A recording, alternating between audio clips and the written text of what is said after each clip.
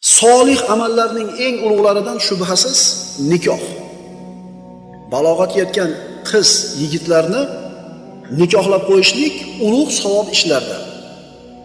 Birodarlar, hozirgi kunda uylanishlik oson emas. Yildan yilga qiyinlashib boryapti. Kerak emas urf-odatlar, kerak emas sarf-xarajatlar, bir so'z bilan aytganda isrof ko'payib boryapti. Mana shu ma'ruzalarda eshitayotgan, masjidlarimizga kelayotgan hoji akalarimiz ham qilyapti o'sha narsalarni. Shu isrofni ko'pligidan to'y qilish, uylanish, turmush qurish qiyinlashib boryapti. Kim aybdor bunga? Erkaklar aybdor. Chunki topib kelib xotinni qo'lga berib qo'yib, xohlaganini qil deyaptimi? Erkak aybdor.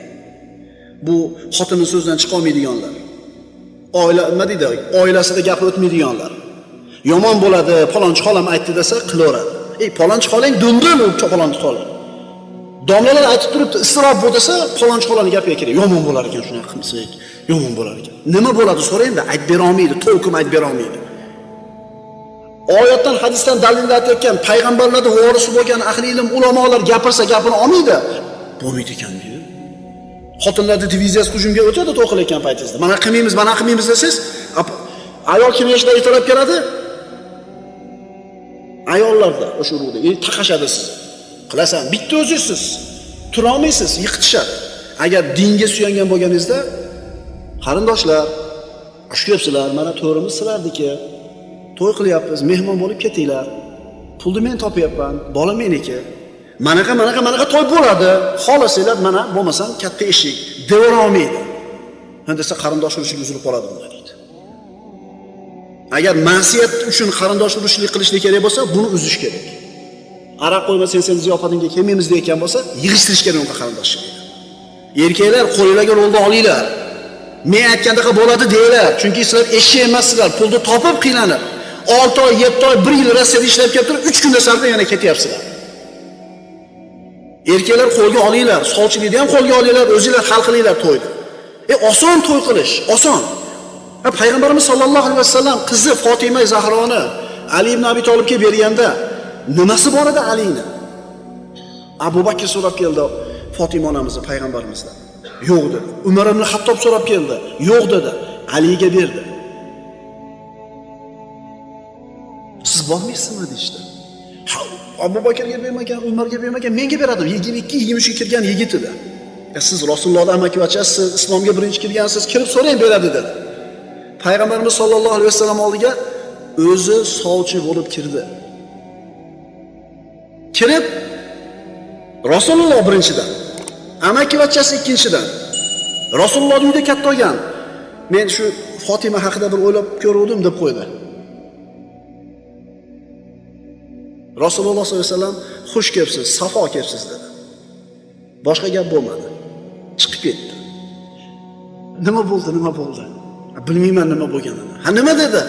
Xush kelibsiz. Bo'ldi, qulluq olsin, sizga bitta gap ham yetar. Qaranglar, hech narsasi yo'q Ali ibn Abi Talibda. Orada bir necha kun o'tdi, payg'ambarimizdan javob bo'lavermaganida, payg'ambarimiz o'yda turganida 3-4 ta sahobalarga eshittirib, kecha Rasulullohning qizini so'radim. Nima deganini bilmadim dedi. Shunda payg'ambarimiz chaqirib beki dedi. Nimang bor dedi. Hech narsam yo'q. Men hadiya qilgan xutomiya sovut qani dedi, bor dedi. Olib kel shuni dedi. Usmon ibn Affonga berdi, olib borib sotdi, shuni puliga to'y qilib berdi. 2 kilomida 3 kilo xurmoni o'rtaga qo'ydi. Mahriga 400 misqol kumushni berdi. 2 ta jonliqni Hamza ibn Abdul Muttolib so'yib to'y qilib berdi. Ali ibn Abi Talibga Fatima Zahroni Muhammad sallallohu alayhi vasallam siz bilan biz qiladigan ziyofatda 10dan 1 chiqimi bilan berdi nikohlab. Ya'ni uyi ham yo'q o'kiyo bola. Payg'ambarning masjididan uzoqroq joydagi bir joyda kvartira olib berishdi.